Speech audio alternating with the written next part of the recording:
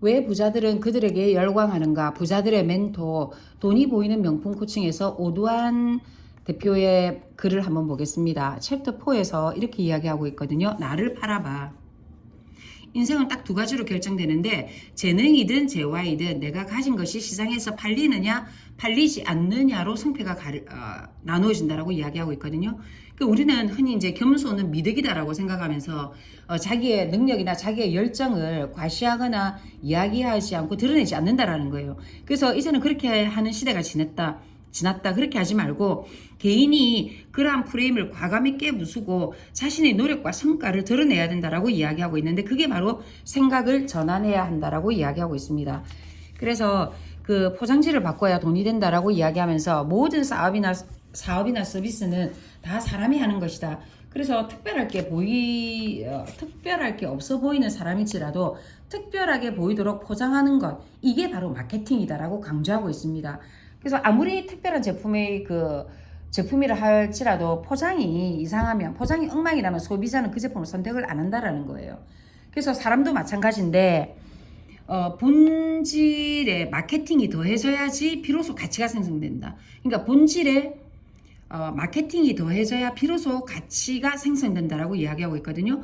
반복적인 광고를 통해 가치를 보여주면 사람들은 그것을 브랜드라고 느끼게 된다라는 거예요. 그래서 브랜드가 있는 사람과 없는 사이를 설명하기 위해서 예를 하나 드는데, 어떤 가게에 갔는데 이제 음식 그 홀도 지저분하고 뭐 하여튼 고객이 왔을 때 그런 거예요. 그래서 고객이 막 짜증을 냅니다. 이 집은 왜 이래? 음식이 왜 이래? 왜 지저분해? 이렇게 이야기를 한다라는 거죠.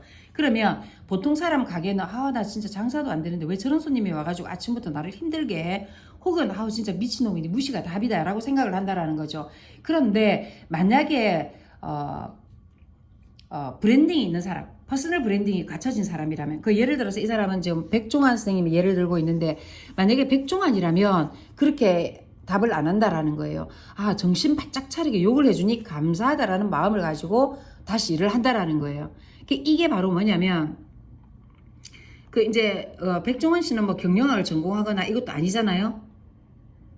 그죠? 근데 이제 이 백종원이가 사장이 나와서 하는 게 TV에서도 먹히고 일반 사람들한테 먹히는 게 바로 이제 그 퍼스널 브랜딩을 단단히 한 사람이라는 거죠. 그 욕을 하면 정신을 바짝 차리게 해주니 너무 고맙다. 욕을 해주니 너무 고맙다. 그래서 백종원이라는 인물이 하나의 브랜드로 자리 잡았기 때문에 성공을 할 수 있었고, 브랜딩에 성공하면 사람들은 브랜드만 보고도 믿고 소비한다.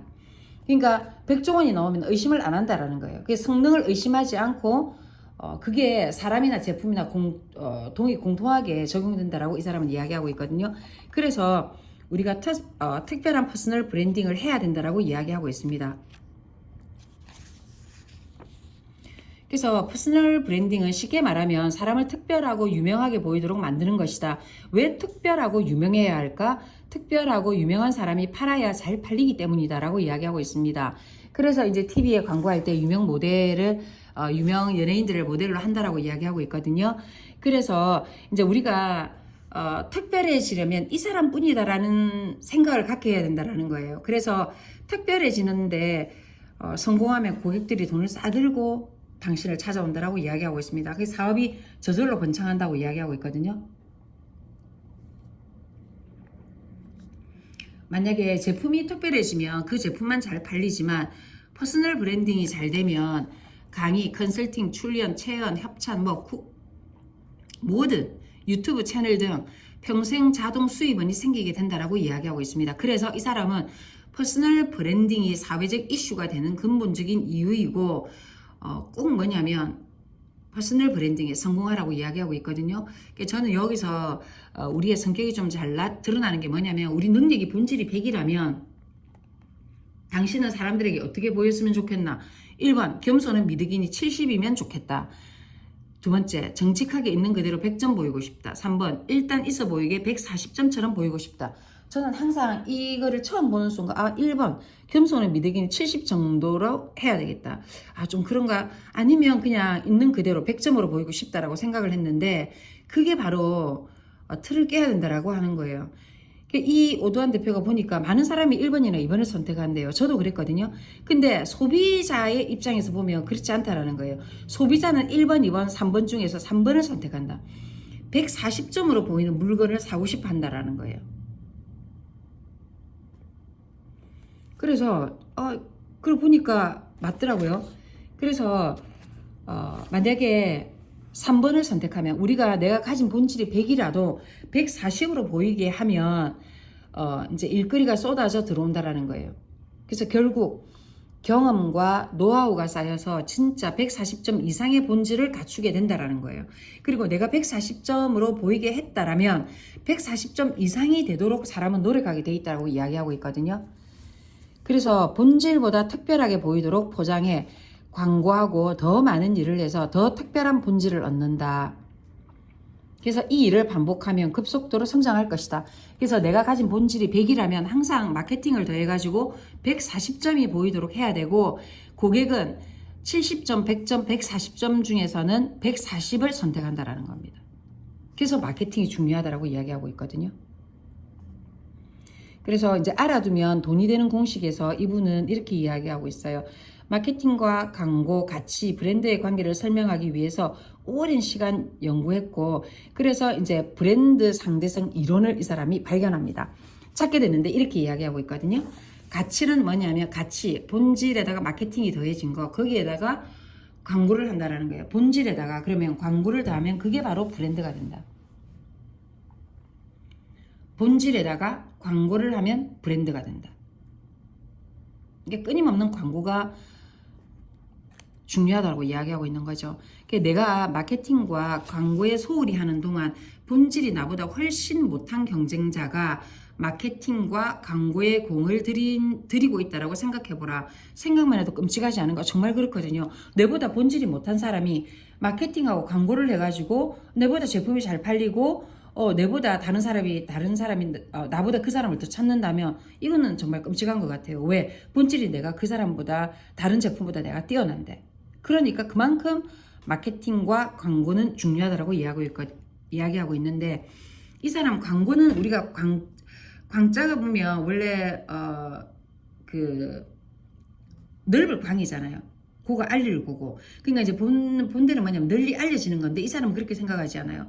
나는 가치를 빛내주고 높여주는 거. 가치를 빛내주고 높여주는 게 바로 광고다라고 이야기하고 있습니다.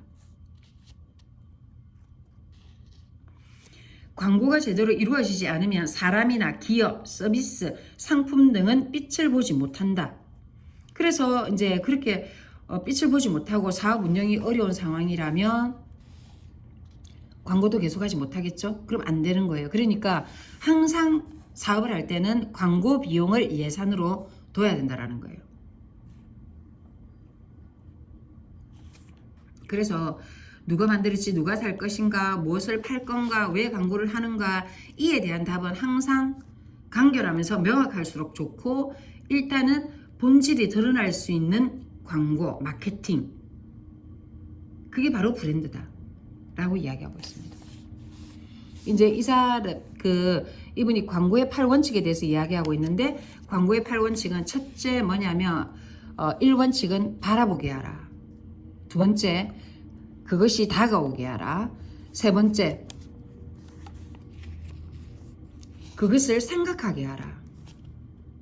그래서 이제 생각하게 하라 해서 광고에 대해서 이제 이렇게 이야기하고 있거든요. 하나의 예를 들어놨는데, 뛰어난 실력의 의료진이 진료합니다라는 문구보다는 성인과 유아의 척추뼈 개수가 다른 것을 아시나요? 이렇게 의문형 문장을 사용하면 훨씬 더 효과적이라고 이야기하고 있거든요. 그 다음에 광고의 4원칙은 그것이 필요하게 하라. 5원칙은 그것을 소망하게 하라.